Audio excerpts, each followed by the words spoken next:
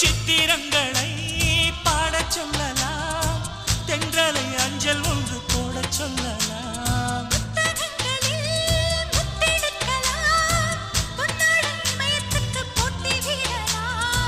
பூமிக்கு பொட்டு வைத்து பார்க்கலாம் பார்க்கலாம், பூவுக்கும் ஆடை தைத்து போடலாமா?